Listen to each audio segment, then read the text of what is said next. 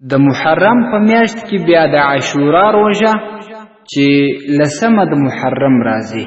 د هغې انتهایی فضایل او ثوابونه دي. ابن عباس رضی الله عنه د محمد مصطفی صلی الله علیه وسلم طرز عمل بیانوي او هغه فرمایي ما رأيت النبي صلى الله عليه وسلم يتحرى صيام يوم فضله على غيره. ما محمد مصطفی صلی الله علیه وسلم ندی لیدلی چې هغه به د بعضې روژو دا تلاش کوي چې دا په کم وخت کې ده او یا چې د یوې ورځې پر بلې ورځې فضیلت بیان کړی وای الا هذا اليوم یوم عاشورا، سوا د دې ورځې څخه چې هغه ورځ د عاشورا ده. د دې تحرای کول تلاش کوي چې د عاشورا دا ورځ پر کوم تاریخ باندې راځي بیا به د هغه روژه نیول. وهذا الشهر يعني شهر رمضان، او یو د روژې د میاشتې ډیر تلاش کوي تحرای کول چې د رمضان میاشت کله راځي د دغه دوو روژو یې ډیر اهتمام کوي. د دې څخه هم د عاشورا د روژې ډیر زیات فضیلت معلومیږي چې نبی صلی الله علیه وسلم د دې انتهایی زیات اهتمام کړی دی. او بل حدیث شریف کې د مسلم دا راځي محمد مصطفی صلی الله علیه وسلم د عرفې د روژو فضیلت بیان کړی دی. د هغه څخه وروسته بیا وایي وصیام یوم عاشورا، او روژه د عاشورا د ورځې احتسب علی الله ان یکفر السنة التي قبله،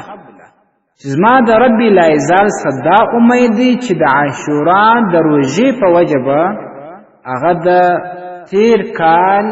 صغیره گناهونه را معاف کړي، دا به د هغه ګناهونو لپاره کفاره شي. نو دا هم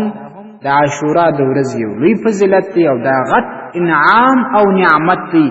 چې د پره یوه کال صغیره ګناهونه د انسان په د یوې روژې باندې رب لا یزال ورمعاف کړي. او مصنف ابن ابي شیبه کې راځي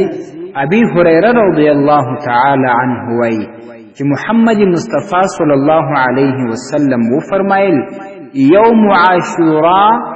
یوم کانت تصومه الانبیاء، د عاشورا د ورځې روژه داسې روژه ده چې تیرو انبیاو علیهم السلام هم دا روژه نیول. فصوموه انتم،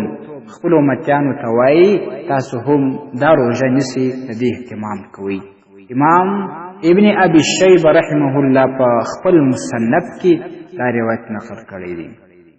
او د دې حدیث په شرح کې علامه مناوي رحمه الله په فیض القدیر کې یو ناشنا خبر نقل کړی ده چې دا هم یو عجیبه ده چې د عاشورا په ورځ باندې د هوا مرغان دا هم روژه نیسي. او د دې روایت تخریج علامه خطیب په خپل تاریخ کې هم کړی دی. نو مسلمانان باید د دې محرم د لسم تاریخ چې د عاشورا په ورځ باندې نومول شوی د دې د روژو اهتمام وکړي او داسې تحرای وکړي، یو د بله پوښتنه وکړي چې د عاشورا لسمه پر کوم تاریخ باندې راځي نو د هغه روژه به نیسي. نو د دغه روژې په وجه به رب متعال د تیر کال ګناهونه ورمعاف کړي، صغیره ګناهونه او کبیره ګناهونه چې کم دي پر هغه باندې به صفا او رښتنې توبه وکاږي چې په هغه توبه کې به درې شیان ضروري وي. رب لاعزال به بیا کبیره ګناهونه هم ورته معاف کړي. اول دا چې پر تیرو ګناهونو به